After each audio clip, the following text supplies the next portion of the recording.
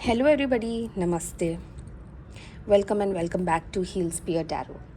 आज का जो हमारा टॉपिक है, जैसे कि आपने थंबनेल में भी देखा होगा, हम आपके भाई बहन के बारे में बात करने वाले हैं। भाई बहन आपके बारे में क्या सोच रहे हैं, आपके पीठ पीछे क्या बातें होती है, वो आपके पर्सनैलिटी के बारे में, आपके कैरेक्टर के बारे में क्या सोचते हैं, उस टॉपिक पे आज हम डिस्कशन करने वाले हैं और बाबा जी से गाइडेंस लेने वाले हैं। सबसे पहले जितने भी लोगों ने अभी तक सब्सक्राइब नहीं किया है, प्लीज़ सब्सक्राइब कीजिएगा, लाइक कीजिएगा, ताकि बाबा जी की गाइडेंस आपके पास हमेशा पहुंचती रहे। तो आइए शुरुआत करते हैं।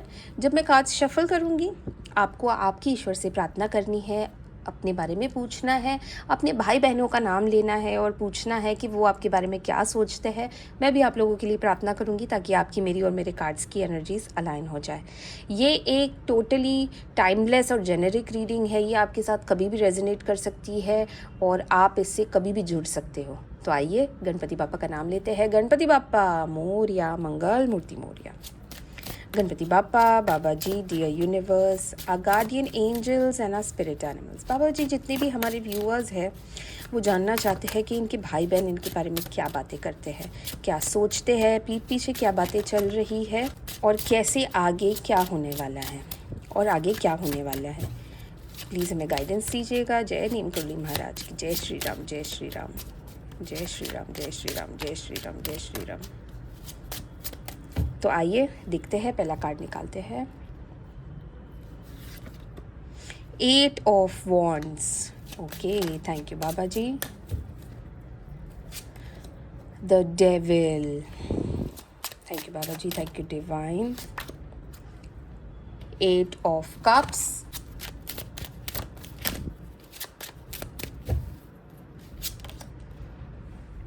6 of pentacles. 6 of wands, 3 of pentacles, 5 of swords, okay, thank you divine, 9 of cups।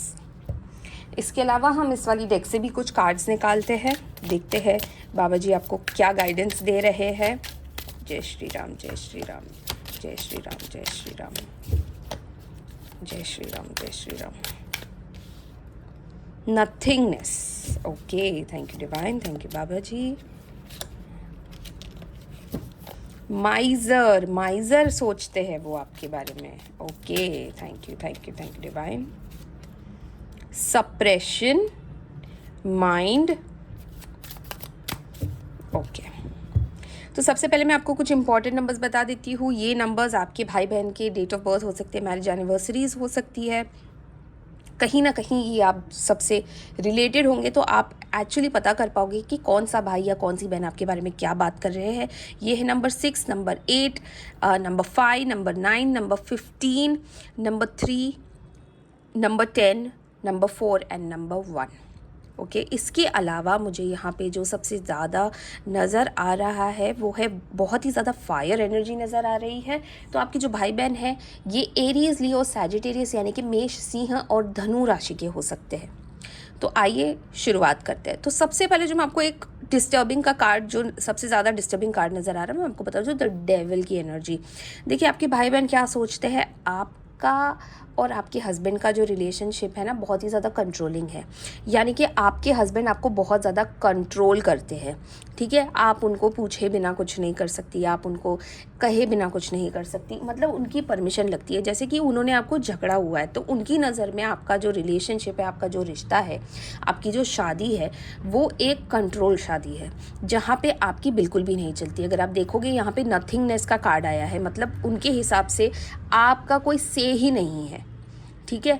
आप जो बोलती हो उनके हिसाब से बोलती हो, यानी कि जो आपके हस्बैंड आपको सिखाते हैं, समझाते हैं, जैसे मैनिपुलेट करते हैं, वैसे ही आप बिहेव करते हो, वैसे ही आप रिश्ते निभाते हो, वैसे ही आप लोगों को ट्रीट करते हो, लोगों के बीच में आग लगाते हो क्योंकि आपके हस्बैंड आपको भड़का रहे हैं। तो यहाँ पे वो सोचते हैं कि आप अपना दिमाग बिल्कुल भी नहीं यूज़ कर रहे हो, ठीक है। उनको लगता है कि आपके हस्बैंड का आपके ऊपर 100% एंड फुल कंट्रोल है। यहाँ तक कि उनको ऐसा भी लगता है कि आपके हस्बैंड आपके ऊपर कहीं ना कहीं कुछ ब्लैक मैजिक करते होंगे, कुछ ऐसी विद्या करते होंगे जिस वजह से भी आपका पूरा दिमाग भ्रष्ट हो गया है।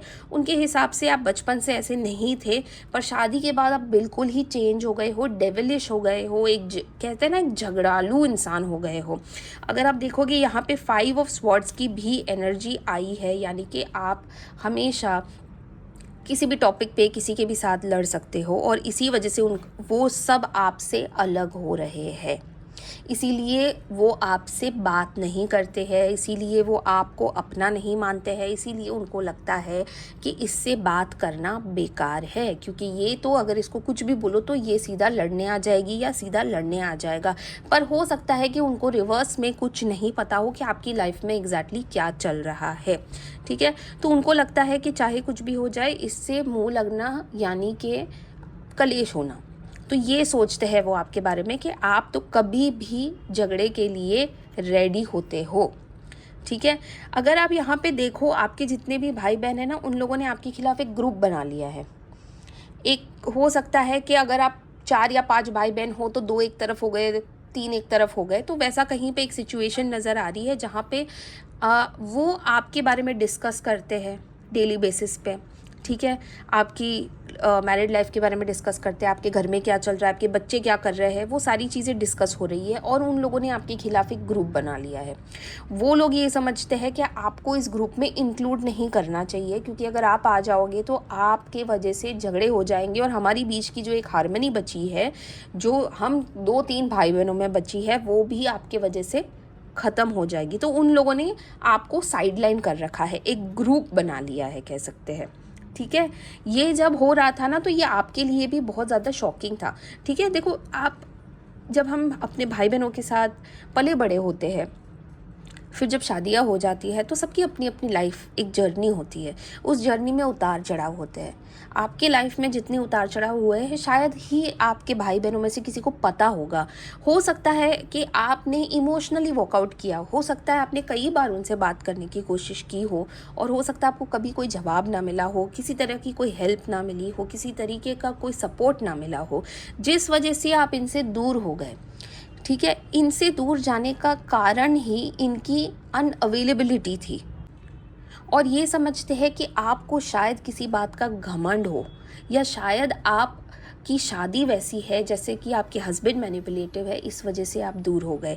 तो इमोशनल वॉकआउट आपने किया था, कहीं वो किसी और तरह उनके सामने ये आया है और उनको लग रहा है जैसे कि आपको बहुत ज़्यादा घमंड है।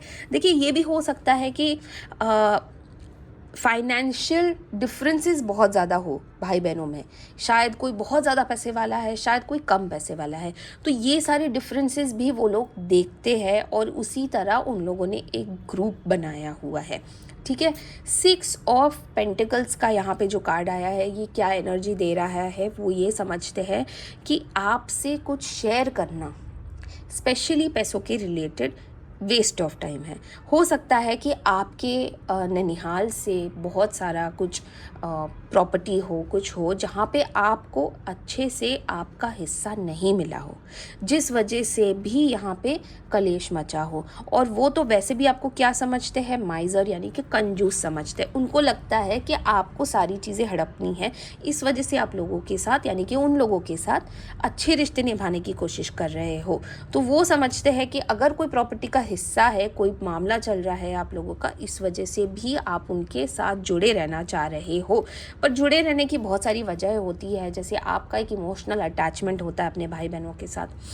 कहीं ना कहीं वो ऑब्वियसली बढ़ते बढ़ते उम्र बढ़ते बढ़ते वो सारी अपनी अपनी ज़िंदगी में खो जाने के बाद, अपनी रिस्पॉन्सिबिलिटीज़ में खो जाने के बाद वो ख़त्म हो जाता है। पर कहीं ना कहीं आपके दिल में, ये कार्ड आपकी एनर्जी इस वक्त बता रहा है कि जैसे आपके दिल में अभी भी बहुत सारा प्यार है उनके लिए, बहुत सारा लगाव है।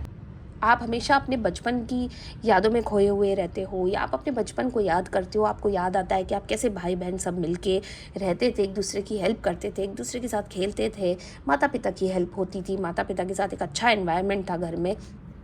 तो आप बहुत मिस करते हो। और इसी वजह से ना आपने अपने आप को भी सप्रेस किया हुआ है, आपने अपनी फीलिंग्स को सप्रेस किया हुआ है, आपने बहुत सारी जगहों पे अपना मुंह बंद किया हुआ है। बहुत टाइम ऐसा आया होगा, कई बार ऐसा आया होगा जहाँ पे आपको भी मन किया होगा कि आप भी अपने भाई बहनों के साथ बैठ के वो सारी बचपन की यादें जियो, बातें करो, पर कहीं ना कहीं उन लोगों ने आपको बहुत ज़्यादा अलग कर रखा है। और इस मेजर जो कारण यहाँ पे नज़र आ रहा है वो आपकी शादीशुदा ज़िंदगी को लेके आ रहा है। हो सकता है उनको आपके हस्बैंड नहीं पसंद हो सकता है उन्होंने एक राय बना रखी हो आपके हस्बैंड के बारे में, आपके परिवार के बारे में, जिस वजह से ये सारी दिक्कतें आ रही है। 8 ऑफ वॉन्ड्स का यहाँ पे कार्ड है। लगातार आपकी तरफ से भी बहुत सारा कांटेक्ट करने का ये हुआ है, जहाँ पे आपने कोशिश की है कि कांटेक्ट हो जाए, किसी ना किसी से बात हो जाए। एक रिश्ता है वो टूटना नहीं चाहिए, चाहे वो रक्षाबंधन पे ही क्यों ना हो, पर कहीं ना कहीं आपको हमेशा उनकी तरफ से एक नेगेटिव रिस्पांस ही मिला है, जिस वजह से भी आप बहुत ज़्यादा टूटे हुए हो। आपको बहुत ज़्यादा याद आती होगी उनकी, या आपको लगता होगा कि आपके साथ कहीं ना कहीं एक भेदभाव हुआ है। ठीक है, 6 ऑफ वॉन्ड्स का कार्ड है यहाँ पे और माइंड का कार्ड है। देखिए माइंड में तो बहुत सारी चीज़ें चल रही है आपकी, प्रॉपर्टी रिलेटेड अगर कुछ रीजंस है उस वजह से भी चल रहा है। आपको ये बर्दाश्त नहीं हो रहा है कि कैसे आपके ही भाई बहनों ने आपसे रिश्ता नहीं रखा है, या आपसे ढंग से बात नहीं कर रहे हैं। तो ये बहुत सारी चीज़ें आपके माइंड में चल रही है, जिस वजह से भी आप बहुत ज़्यादा डिस्टर्ब रहते हो।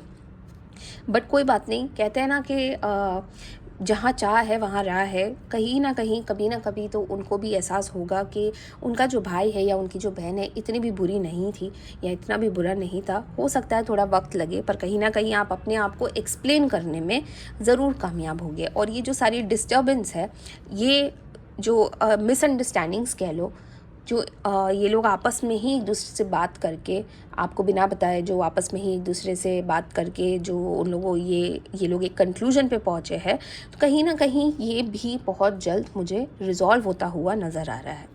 तो आइए देखते हैं आपके लिए इस साल क्या गाइडेंस आ रही है आपके भाई बहनों को लेके, तो वो भी एक बार चेक कर लेते हैं।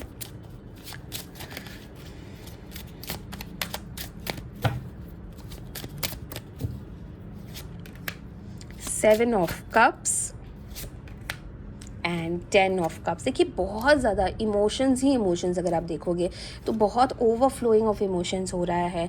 आपको भी बहुत ज़्यादा मूड स्विंग्स होता है, कभी आप बातें सुन लेते हो क्या, अगर आपके कान तक कोई बात आ गई कि इन लोगों ने क्या आपके बारे में बात किया है, तो हो सकता है कि आप भी तभी रिएक्ट कर दो और इनसे शायद बहस हो जाए आपकी। तो कहीं ना कहीं आपके मन में भी बहुत सारी चीज़ें चल रही है, पर at the end of the day आपको लगता है जैसे फैमिली होती है, भाई बहन होते हैं और उनको एक फैमिली की तरह ही रहना होता है। ये नहीं कह रही हूँ कि एक ही घर में रहना है या आपस में हर रोज़ मिलना है या महीने में एक बार मिलना है, नहीं, ऐसा नहीं होता है।